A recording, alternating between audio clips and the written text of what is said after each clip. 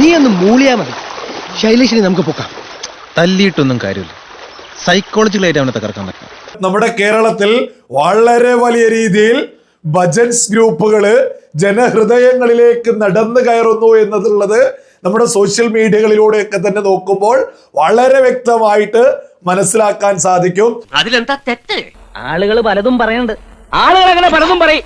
അവർക്കൊക്കെ പിന്നെ എന്താ പണി? അങ്ങനെ നിരവധി ഭജൻസ് നമ്മുടെ കേരളത്തില് ജനഹൃദയങ്ങൾ സ്വീകരിച്ചുകൊണ്ടിരിക്കുന്നു. ജനലക്ഷങ്ങള് വലിയ രീതിയിലാണ് ഈ ഭജൻസുകളെയൊക്കെ തന്നെ സ്വീകരിച്ചുകൊണ്ടിരിക്കുന്നത്. ഇത് കണ്ട് ഗുരുപൊട്ടുന്ന ജിഹാദികൾ ഒരു ഭാഗത്തുണ്ട്. പിന്നെ ശ്യാമ അസലായിട്ട് പാട്ടും പാടുമല്ലോ, അതുകൊണ്ട് കൂടിയാ ആളുകൾക്ക് അവനോട് ഇത്ര ഭ്രാന്ത്. സത്യമാണെങ്കിലും എനിക്ക് അംഗീകരിച്ചു കൊടുക്കാൻ പറ്റുമോ? നമ്മൾ ഇതിനു മുമ്പേ തന്നെ ഒരു റാശി പട്ടാമ്പിയൊക്കെ ഈ രംഗത്തെത്തിയിട്ട് ഉറഞ്ഞു തുള്ളിയിട്ട് മറ്റു പല സംസ്ഥാനങ്ങളിലും ഓരോ 3 കിലോമീറ്ററുകളിലും ഇതുപോലെയുള്ള ഒരുപാട് ഭജൻസുകളൊക്കെ ഉണ്ടാവും.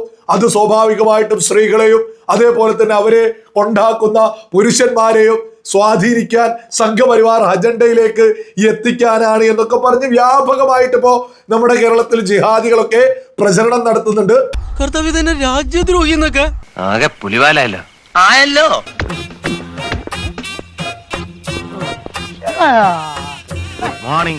ഭജൻസിനെതിരേക്ക് രംഗത്ത് വരുന്ന ജിഹാദികൾക്കും അതേപോലെ തന്നെ നമ്മുടെ രാജ്യത്തിന്റെ പ്രതിപക്ഷ നേതാവ് രാഹുൽ ഗാന്ധിയുടെയും മണ്ടക്കടിച്ചുകൊണ്ട് നമ്മുടെ രാജ്യത്തെ സകല ഭജൻസിനെയും ചേർത്ത് പിടിച്ചുകൊണ്ട് നമ്മുടെ രാജ്യത്തിന്റെ പ്രധാനമന്ത്രി നരേന്ദ്രമോദി വലിയൊരു പ്രഖ്യാപനം നടത്തിയിട്ടുണ്ട്. ഇനിയിപ്പോ ഒരു വഴിയേ ഉള്ളൂ, ഒരു കടും പ്രയോഗമുണ്ട്. അതോടെ അവരിവിടെ നോടും അതൊക്കെ ചെയ്യാ. हमारे देश में भजन और कीर्तन सदियों से हमारी संस्कृति की आत्मा रहे हैं.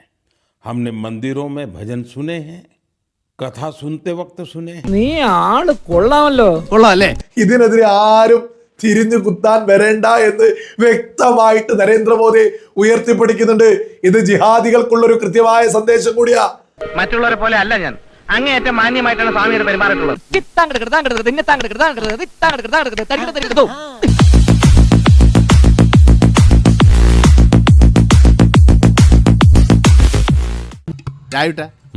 ഇനി ഒന്നുമില്ലല്ലോ പറയാനെ കൊണ്ട്. ഒന്നുമില്ല, പോവാ. അങ്ങനെയാണെ പോവല്ലേ.